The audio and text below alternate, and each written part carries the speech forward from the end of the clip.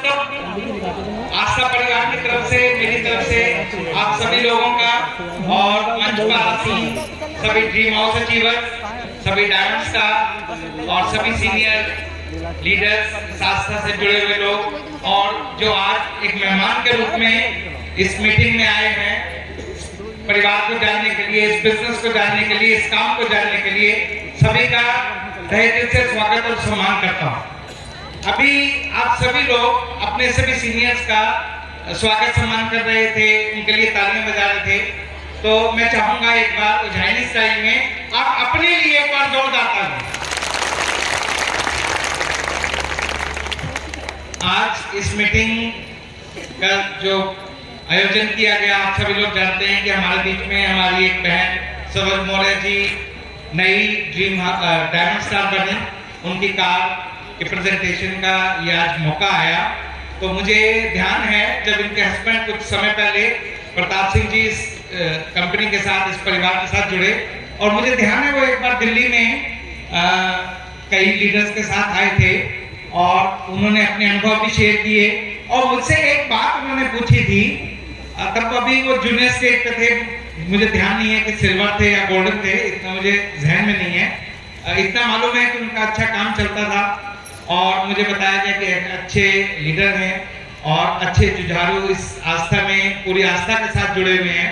तो उन्होंने एक बात पूछी और देखिए कहाँ उनकी दूरदर्शिता थी या भगवान जी ने उनके दिमाग में ये बात डाली कि साहब आप ये जो बिजनेस चला रहे हो, ये क्या सोच के चला रहे हो। और हमने इसको जब अपनी सीनियर्स के माध्यम से इस बिजनेस को सुना, इसको जाना और इसको ज्वाइन करके हम इसमें काम कर रहे हैं, तो मेरी इच्छा है कि एक दिन मैं डायमंड स्टार बनूंगा और ड्रीम्स भी बनूंगा। और उनको उस दिन उतना विश्वास भी नहीं हो पा रहा था। कंपनी के कई मीटिंग्स में वो देख चुके थे, उन्होंने अपनी भी कई बार मीटिंग लगाई हुई थी। उनको ये लग रहा था कि जब मैं ड्रीम बनूंगा तो क्या ये कंपनी मुझे भी ड्रीम का उतना पैसा देगी जितना इन ड्रीम लोगों को मिला है या जितना इस ब्रोशर में लिखा हुआ है। तो मैंने उनको उनकी बात सुन के बहुत मुझे हंसी भी आई और मैंने उनको विश्वास दिलाया कि ये कंपनी सिर्फ जो उसमें काम कर रहे हैं उनके लिए नहीं है, ये कंपनी हर उस आदमी के लिए है जो काम कर रहा है और उसके पूरे परिवार के लिए है। और आज देखो ये बात साबित हो गई कि आज हमारे बीच में वो नहीं रहे, लेकिन उस आदमी ने जो ये पौधा लगाया, उस पौधे का फल आज उसका पूरा परिवार ले रहा है। और आपके बीच में आज सरोज मौर्य जी हमारे बीच में नई डायमंड स्टार बन के आए हैं और इंशाअल्लाह वो दूर नहीं, जब ये एक दिन ड्रीम हाउस बनकर इसी स्टेज पर विराजेगी और आपके सामने कई करोड़ रुपए का चेक लेंगे। ये आस्था की मजबूती है, ये आस्था की विशेषता है। जब ये काम हम लोगों ने शुरू किया 20-22 साल हो गए, तो एक ही बात हमारे जहन में आती थी। मुझे भी लगता था कि जब कोई एक आदमी किसी काम से जुड़ता है, नौकरी पे जाता है या दुकान खोलता है, तो उसके जहन में एक बात रहती है कि अगर मुझे कुछ हो जाए तो मेरे परिवार का भरण पोषण कैसे होगा, वो अपनी जिंदगी कैसे गुजारेंगे। तो ये बात हमें हमेशा घर करती रहती थी कि एक ऐसा बिजनेस उतारें जिसमें हर काम करने वाला तो उसमें ऐश करे ही, उसकी जिंदगी में बदलाव हो ही, और भगवान ना करे अगर उसके साथ भी कुछ हो जाए तो उसके परिवार के हर सदस्य को किसी आदमी का मुंह ना देखना पड़े। यही उसका बनाया हुआ पेड़, यही चलाया हुआ बिजनेस उसको उसी मुकाम तक ले जाए जिसकी कल्पना उस व्यक्ति ने की होगी। तो यही इस मंच के माध्यम से आप लोगों ने अपने सीनियर्स को सुना, हर एक ने अपने अनुभव शेयर किए, अपनी बातें आप लोगों के सामने रखी कि कब किस मीटिंग में उनको भी किस तरह से आप इस बिजनेस में अपना काम जारी रखा और कई मुश्किलें भी आई, क्योंकि जब हम कोई चीज नई काम करते हैं तो जाहिर है उसमें मुश्किलें आती ही हैं। ये तो आस्था का बिजनेस है, आप कोई नई दुकान भी खोल लें, कोई नया व्यापार भी चला लें और जिसको खेती ना करनी आती है और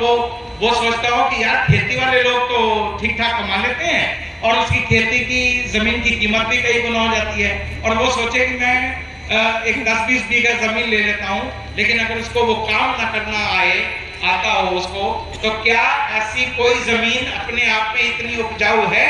कि उसमें कोई काम न करे, उसमें कोई बिजाई नहीं करे, उसमें कोई जुताई नहीं करे और अपने आप कोई फसल आ जाए, होती है ऐसी कोई? कितनी भी कोई कहे कि ये हमारी जमीन बहुत उपजाऊ है, लेकिन ऐसी कोई जमीन उपजाऊ नहीं है जिसमें कोई बिजनेस ना किया, कोई काम ना किया जाए, कोई मेहनत ना की जाए, तब तक उसमें कोई रिजल्ट नहीं आता। इसी बात को आज आप यहाँ पर जितने भी लोग आए हैं और जितने भी नए लोग आए हैं, अभी मैं देख रहा था हमारे कुछ लीडर्स ने आप लोगों से हाथ भी खड़े कराया कि कितने लोग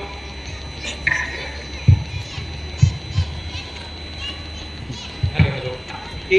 बहुत सारे लोग आज पहली बार इस मीटिंग में आए, इस आस्था को जानने के लिए, इस व्यापार को, इस परिवार को जानने के लिए। तो मैं ये चाहूंगा कि जितने भी लोग आज यहाँ से पहली बार इसमें आए हैं, वो एक सोच लेके जाएं, यहाँ से एक नया सपना लेके जाएं कि मुझे भी आस्था करनी है, मुझे भी अपनी और अपने परिवार की ये जो दरिद्रता है या ये कमी है जो हम अपने परिवार को नहीं दे पा रहे, वो खुशियां नहीं दे पा रहे, वो माहौल नहीं दे पा रहे, वो ऐशो आराम नहीं दे पा रहे किसी भी बिजनेस में। और यकीन मानो आप सभी लोग अच्छी तरह से जानते होंगे कि कोई भी ऐसा बिजनेस नहीं है जिसमें आज 20-30 लाख रुपए लगा करके भी इस बात की श्योरिटी हो जाए कि हाँ मुझे 2-3 लाख रुपए महीना आएगा। ऐसी कोई श्योरिटी है? कोई श्योरिटी नहीं, किसी भी बिजनेस में नहीं। कोई भी व्यापार कर लो, कोई बिजनेस कर लो, फैक्ट्री कारखाना लगा लो, अपनी दिल्ली में हम लोग कभी कहीं बाहर जाते हैं, अपनी गाड़ी कई बार नहीं होती तो बच्चे ले जाते हैं, तो मैं कई बार टैक्सी भी बुला लेते हैं, वहाँ चलती है ना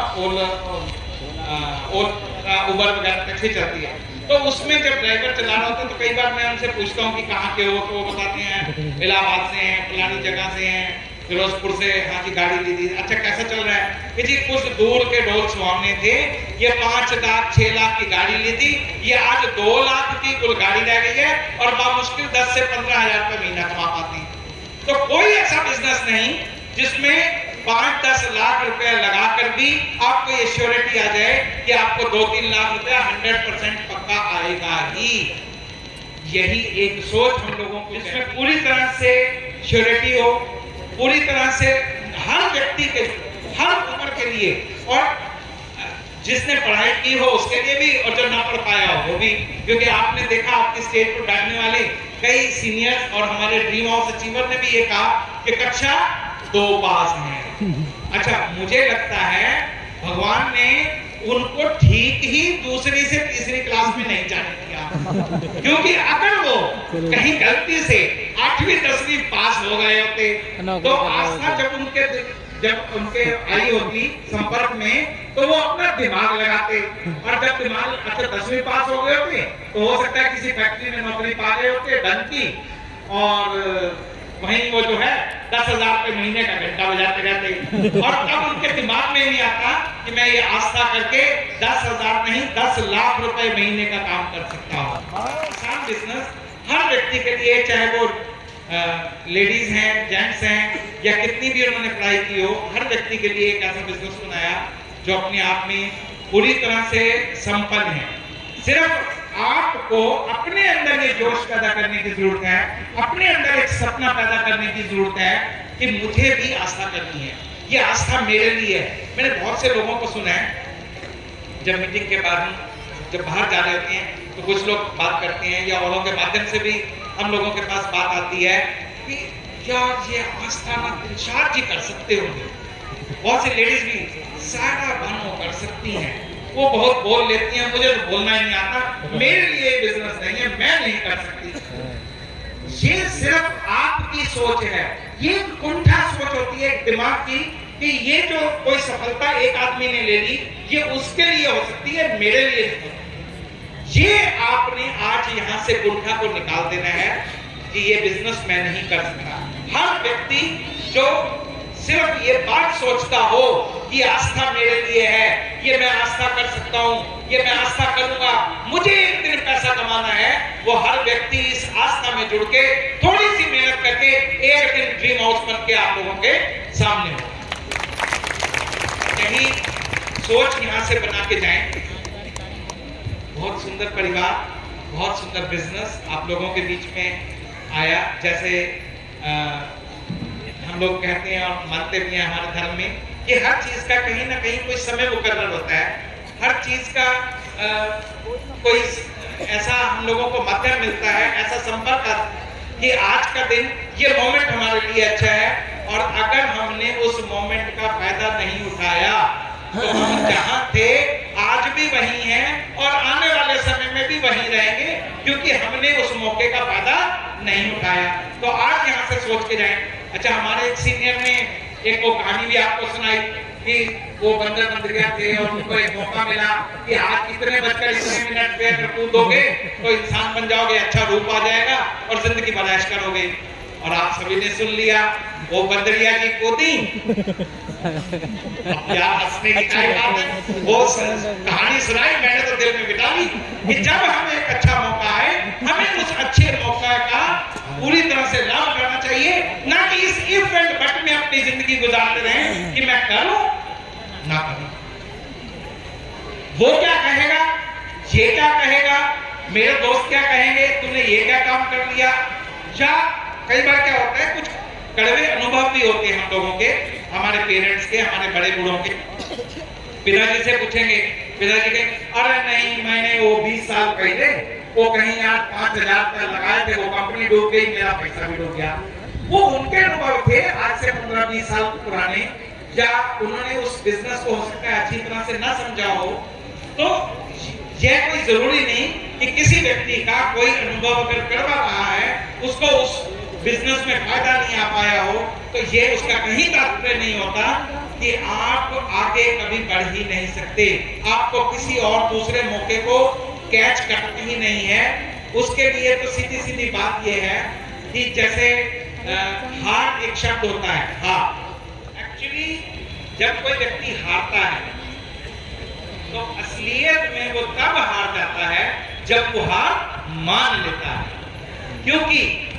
आपके हारने से, और आपने हार नहीं मानी, अगर आपने हार मान ली तो समझो आज से आपकी हार पक्की और वो जिंदगी भर के लिए पक्की। और अगर आप हार गए और आपने हार नहीं मानी तो आपकी वो हार समझो आगे आने वाली जिंदगी की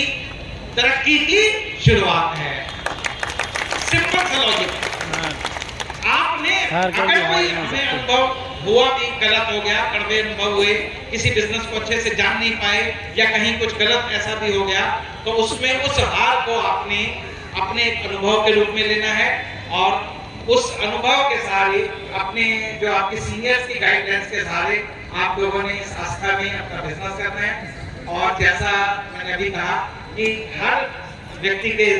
जिंदगी में एक ना एक दिन मौका आता है, जैसे ये जितने भी सीनियर्स यहाँ पे बैठे हैं, इसी तरह से किसी न किसी मीटिंग में एज गेस्ट ग्रुप में भी आए होंगे, आपकी तरह ही। जैसे आज आप नए लोग आए हैं इस परिवार को जानने के लिए, या कोई उनको व्यक्ति लेके आया है क्या चलो एक आस्था बिजनेस आया है और मेरे साथ चलो हम देख के आते हैं, मेरे को भी किसी आदमी ने बताया। तो इसी तरह से इनको भी किसी न किसी व्यक्ति ने बताया होगा, क्योंकि कंपनी तो डायरेक्ट किसी को अप्रोच करती ही नहीं है, ना कंपनी किसी को जानती है। ये इसी जानने और मानने के माध्यम से ही ये आस्था का परिवार फलता फूलता है। तो मैं सभी